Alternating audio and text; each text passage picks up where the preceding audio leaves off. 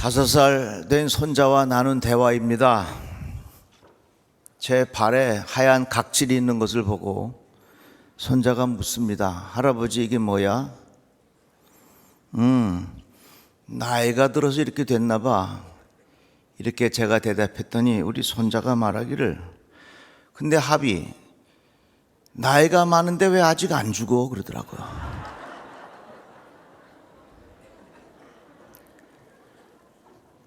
그래서 제가 깜짝 놀랐습니다. 이 이야기를 나누고 있는데 딸이 막 웃으면서, 야, 다혜리가 죽음을 아는가 봐. 제가 이렇게 이야기했더니 제 딸이 말하기를, 아는데 모르는 거지 그러더라고요. 아는데 모르는 거지. 그 아는데 모르는 거지, 이 표현이 제 마음속에 오래 남아요. 그래서 제가 올라오기 전에 다시 물었습니다. 우리 다혜리한테 합이 얼마나 살았으면 좋겠어 그랬더니 오래오래 살아요 그러더라고요. 그래서 아주 편안한 마음으로 올라왔습니다. 아는데 모른다. 어떻게 보면 우리 사는 이 세상이요, 아는데 모르고 사는 것 같아요. 의학이 아무리 발달했다고 하지만, 의학을 통해서 밝혀진 사실들이 많이 있다고 하지만 정말 다 압니까? 어떻게 보면 의학의 세계도요, 아는데 모르는 것 같아요. 과학의 세계는 어떻습니까? 우주의 세계는 어떻습니까? 우주의 세계를 우리가 아는 것 같지만 실제로 우리들은 모른단 말입니다. 아는데 모르는 것 같이 산다 하는 말입니다.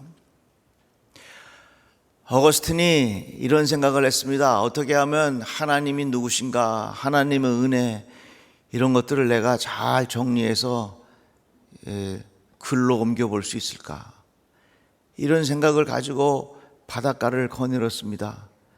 그런데 어떤 꼬마아이가 바닷물에 구멍을 파놓고 바가지로 물을 퍼다가 이 구멍에다가 메꾸고, 또 가서 바가지로 퍼다가 메꾸고 그러는 겁니다. 그 너 뭐하냐 물어봤더니, 제가요 이 바가지로 물을 퍼다가 이 모래 구멍을 다 메꾸려고 그래요. 무슨 물? 저 지중해에 있는 바닷물을 다 퍼다 메꾸려고 그런다는 겁니다. 이 이야기를 들은 어거스틴이 깜짝 놀랐습니다. 아하, 그렇구나. 하나님의 은혜, 하나님의 사랑, 하나님의 섭리하심, 이것은 어찌 바닷물보다 작으랴. 이 큰 하나님의 사랑과 하나님의 그 놀라운 은혜를 인간의 머리와 인간의 말로 표현하는 것이 마치 이 어린아이가 물을 퍼다가 이 구멍에다가 메꾸는 거하고 똑같지 않겠는가 하는 것을 깨달았다고 하는 것입니다. 그래서 우리는 어떻게 보면요, 아는데 모르고 사는 거예요. 아는데 모르고 살아. 아인슈타인의 재미있는 이야기도 있습니다. 말년에 아인슈타인이 연구를 게을리하지 않고 계속 공부를 해요. 물었습니다. 선생님, 그렇게 많은 해박한 지식을 가지고 계신데 어째서 배움을 멈추지 않으시고 계속해서 공부를 하십니까? 그랬더니 아인슈타인이 이렇게 대답합니다. 내가 아는 양을 이 원으로 표현한다면, 아는 것이 작을수록 원의 둘레는 작아. 그래서 원의 둘레 밖에 있는 것은 내가 모르는 세상이라. 그런데 내가 이만큼 알게 됐으면, 아는 양이 원이 커졌으면 그 원의 둘레가 더 커지기 때문에 모르는 세상이 훨씬 더 많아지게 되는 거다. 내가 자네보다 그래도 아는 게 더 많으니 아무래도 나의 원이 커졌을 것이라. 내 원이 커졌기 때문에 원의 둘레가 커졌고, 원의 둘레가 커졌기 때문에 내가 모르는 세상이 그렇게 더 많아졌다 하는 겁니다. 이 아인슈타인의 이야기도 보면은 아는데 모르는 것이 많다고 하는 그런 말입니다. 하나님의 은혜 어떻습니까? 우리가 하나님의 은혜를 깊이 경험하고 하나님의 사랑을 경험하면 할수록 하나님의 사랑이 더 크다는 것을 깨닫게 되니까 하나님의 사랑을 내 입으로 다 표현할 수가 없어요. 하나님의 은혜를 내 입술로 다 그걸 표현할 수가 없단 말입니다. 그래서 우리들이 하나님의 은혜에 대해서도 우리들이 아는 것 같지만 모르는 것이 우리의 삶의 모습이라 그 말입니다. 유명한 수학자 파스칼은 이렇게 말해요. 이성의 마지막 단계는 이성의 힘으로 어찌할 수 없는 것들이 무수히 많다는 것을 인정하는 것이다. 자, 이런 겁니다. 이성이라는 건 뭡니까? 모르는 것을 알게 하는데 도움이 되는 것이 이성입니다. 이성을 통해서 깨닫기도 하고 배우기도 하고 알게 됩니다. 그런데 이성의 마지막 단계가 뭐냐? 이성을 통해서 무엇을 배우게 되느냐? 정말로 우리는 한계가 있다. 우리가 할 수 없는 것이 너무나도 많다는 것을 깨닫게 하는 것이 이성의 마지막 역할이라고 말이에요. 인간이 많은 것을 알고 대단한 것을 깨닫는 것 같지만, 아는 것 같지만 모르는 것이 우리 인생인 것 같아요. 그래서 여러분, 우리들은 날마다 하나님의 은혜를 내가 미처 몰랐습니다. 새로운 경험이 있기를 주의 이름으로 축복합니다. 오늘 내용은 야곱의 이야기입니다. 야곱가에서는 쌍둥이로 태어났죠. 형 에서의 발뒤꿈치를 붙잡고 야곱이 태어났어요. 근데 이 야곱의 엄마 리브가가 그렇게 야곱을 사랑한 겁니다. 아버지가 이제 큰 아들에게 장자권이 있기 때문에 아버지 이삭은 형 에서에게 축복해 주기를 원했습니다.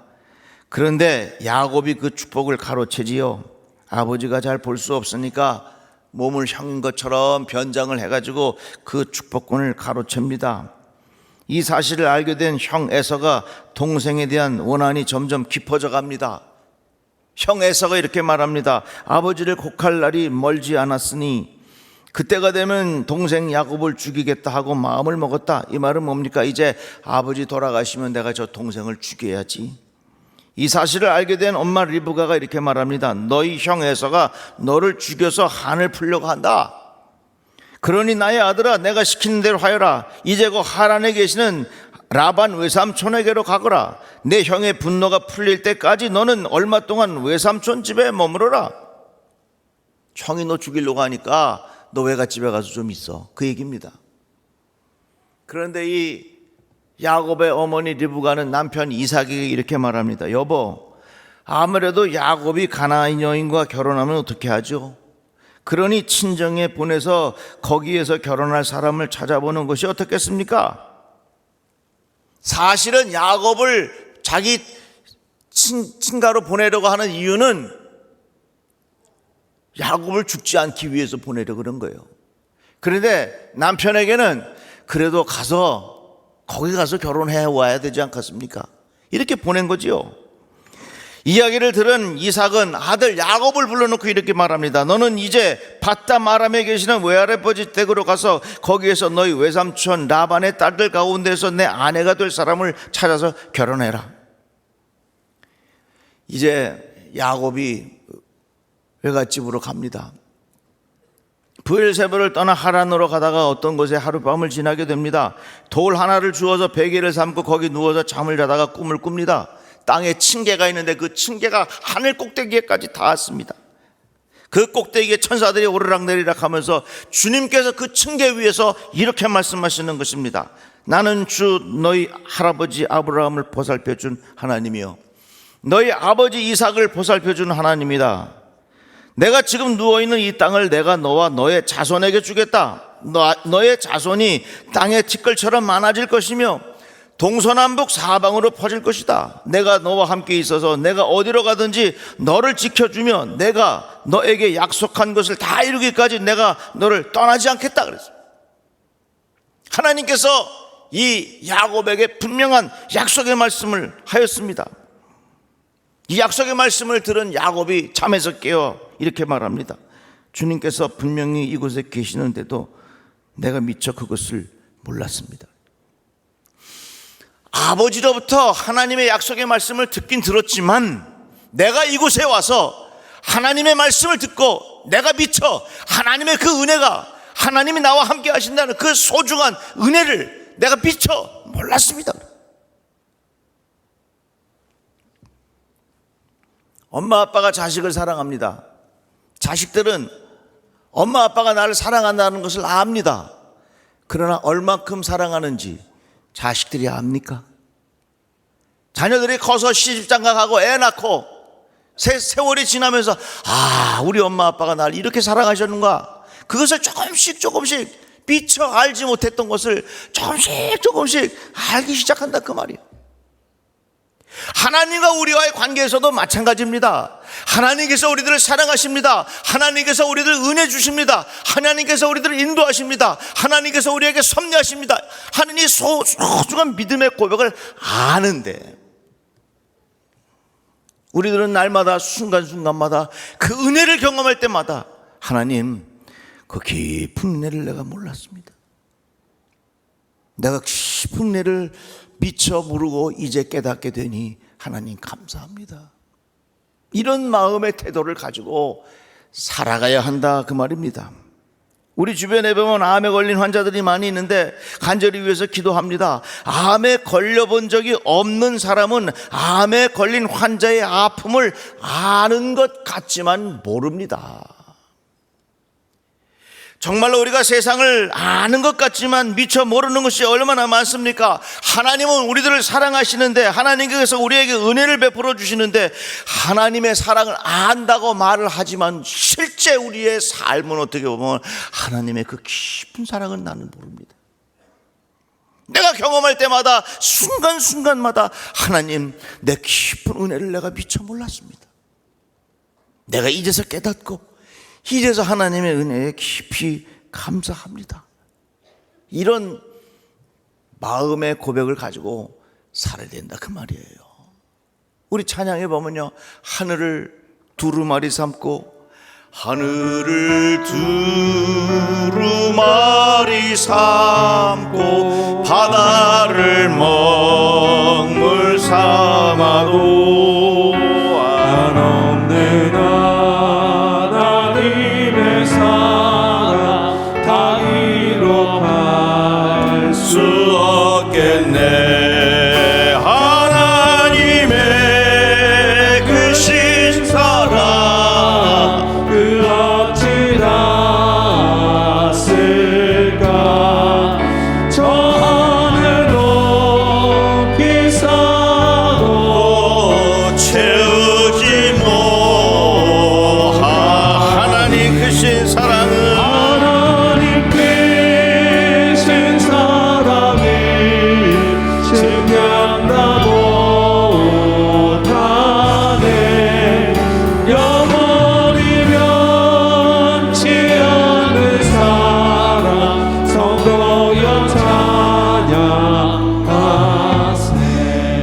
그래서 우리들은 하나님의 은혜와 사랑을 안다고 하지만 알긴 보라로 우리가 그때마다 하나님께서 주시는 귀한 은혜를 경험할 때 하나님, 내가 미처 몰랐습니다. 정말로 내가 이런 하나님의 은혜 가운데 살아갑니다. 이런 사랑 가운데 살아갑니다. 하나님 진심으로 감사합니다.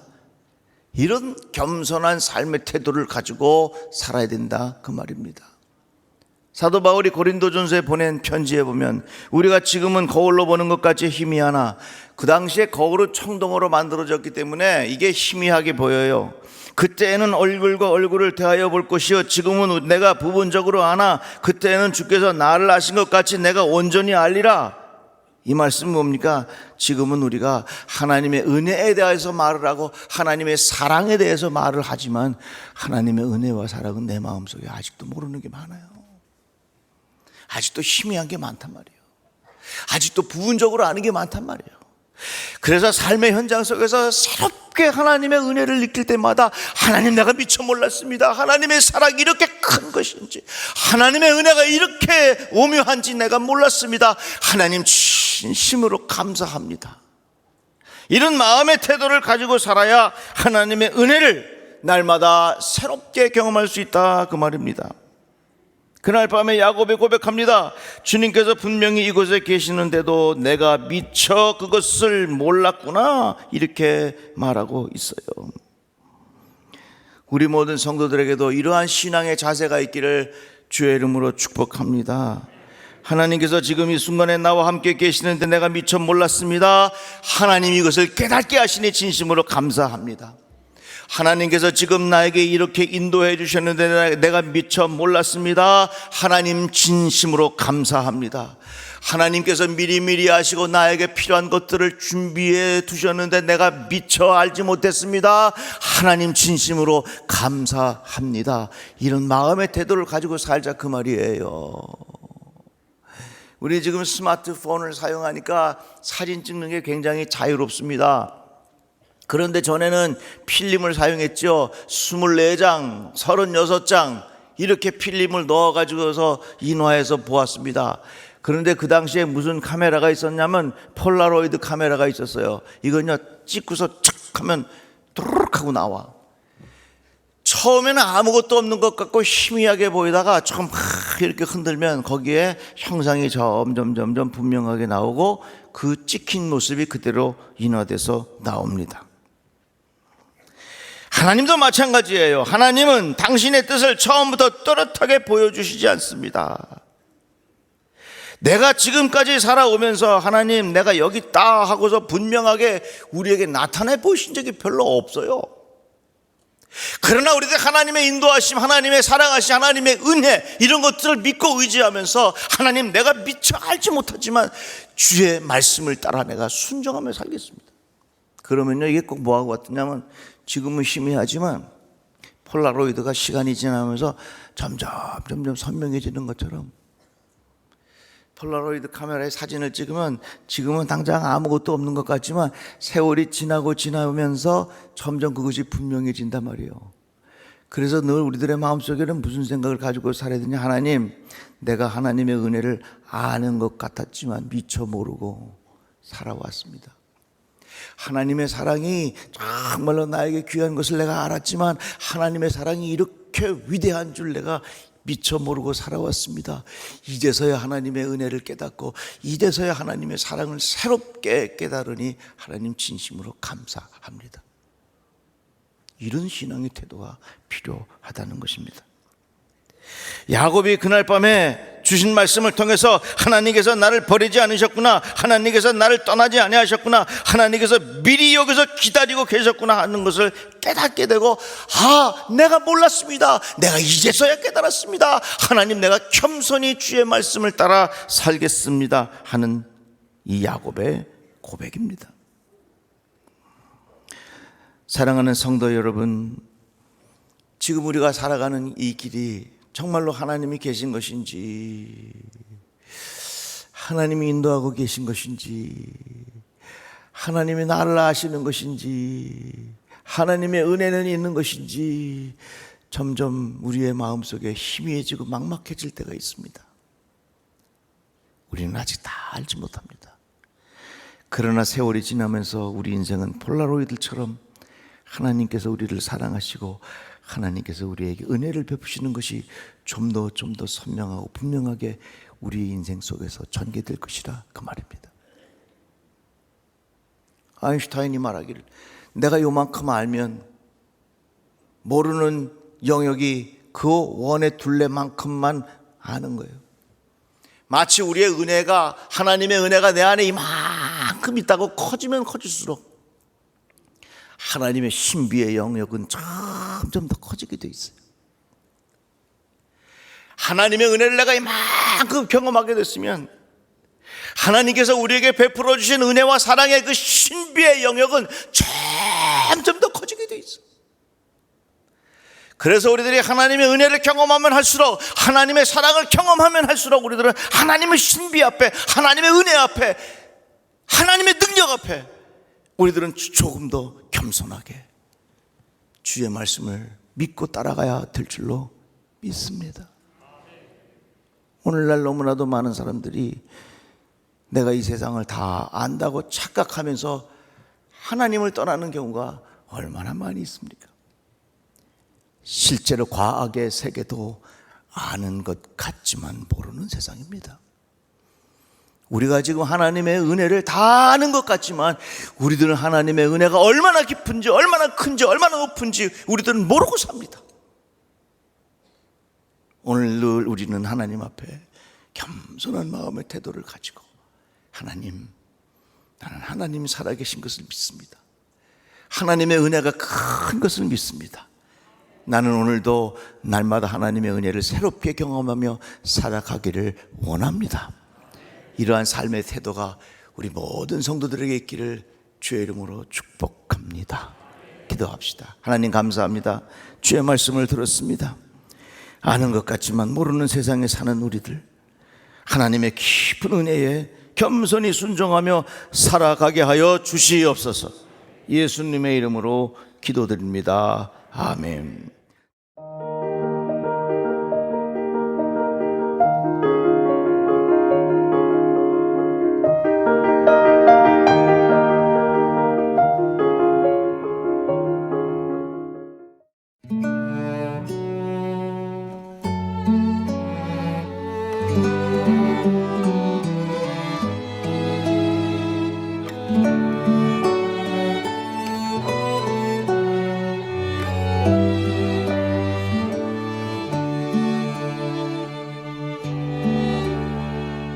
내 맘에 주여 소망되소서. 주 없이 모든 일 헛되어라. 밤에나 낮에나 주님 생각, 잘 때나 깰 때 함께 하소서. 지혜의 주여 말씀으로써 언제나 내 안에 계십소서. 주는 내 아버지, 나는 아들. 주 안에 내가 늘 함께하네.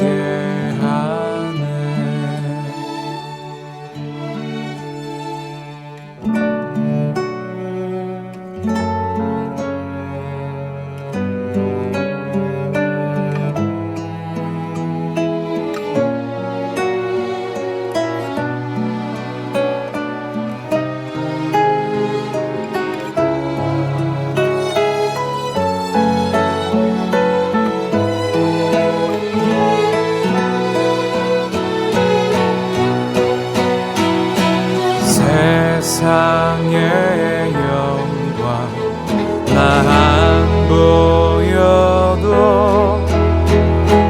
언제나 주님은 나의 기억. 주님만 내 맘에 계시오니 영원한 주님 참 귀하셔라. 어떠한 고난이 닥쳐와도 만유의 주여 소망되소서.